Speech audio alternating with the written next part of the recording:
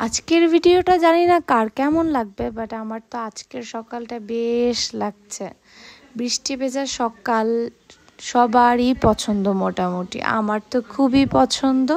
আজকের ভিডিওটা যদিও আমি আপলোড করার জন্য করিনি, কিন্তু যখন ভিডিওটা করেছি তারপর দেখার পর দেখলাম অনেক বেশি সুন্দর লেগেছে, ভাবলাম আপলোড করা যেতেই পারে। আর যখন বৃষ্টি হয় তখন গাছগুলা আরো বেশি সুন্দর লাগে।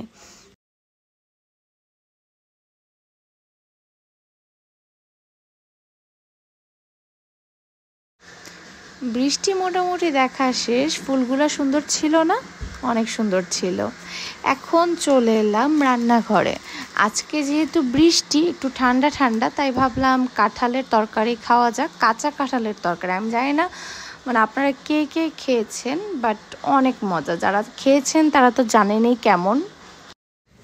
আজকের রেসিপিটা সম্পূর্ণটা আমার মায়ের রেসিপি, যদিও আমি একটু একটু মার থেকে শিখে এখন রান্না করতে পারি।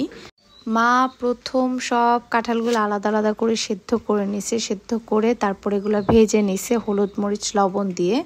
তারপর এখন ডালের বড়া ভাজতেছিল, এটা মনে হয় মটর ডাল বা বুটের ডালের বড়া।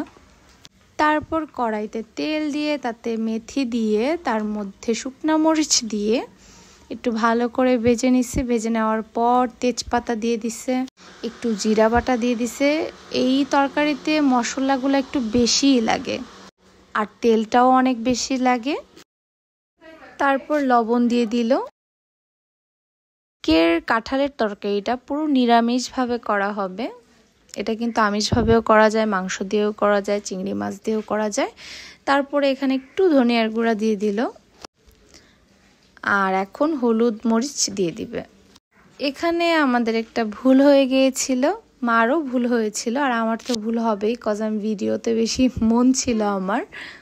এখানে আদা বাটা দিতে ভুলেই গেছিল, তারপর মনে হয়েছিল, তারপর দিয়ে আবার ভালো করে কষিয়ে নিয়েছে। তো আপনারা জিরার সাথে আদা দিয়ে দিবেন। এবার মশলাগুলা খুব সুন্দর করে কষিয়ে নিতে হবে।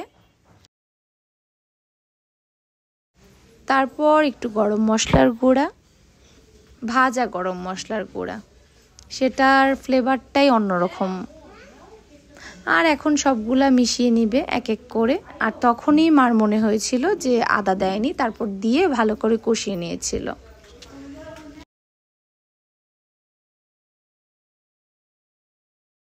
তারপর সবকিছু ভালো করে কষানোর পর এখানে বেশি করে ঘি দিয়ে দিল। ঘিটা যত বেশি দিবেন তত বেশি মজা হয় তরকারিটা খেতে। এখন এখানে একটু গরম পানি দিয়ে দিল। তারপর এই যে ডালের বড়া, কাঁঠালের কোষগুলা সবগুলা মিক্সড করে নিল। আর এখন মোটামুটি রান্নাটা শেষই, আর কিছুক্ষণের অপেক্ষা। অনেকে এখানে চিনি মিক্সড করে থাকে, কিন্তু আমরা যেহেতু চিনিটা একটু কম খাই, আর কোষগুলো এমনিতেই অনেক মিষ্টি ছিল, যার কারণে আমরা চিনি আর মিক্সড করিনি। আজকের রেসিপিটা কেমন লাগলো সেটা অবশ্যই কমেন্ট বক্সে জানাবেন। আর যদি ভালো লাগে তাহলে অবশ্যই লাইক, কমেন্ট, শেয়ার, সাথে আমার চ্যানেলটা সাবস্ক্রাইব করবেন। রান্নাটা প্রায় শেষ, একদমই শেষ বলা যায়। এখন ঝোলটা একটু বেশি পরিমাণেই রাখতে হবে, কারণ ঠান্ডা হওয়ার পর একদম শুকিয়ে যাবে। এই পর্যন্তই, টাটা।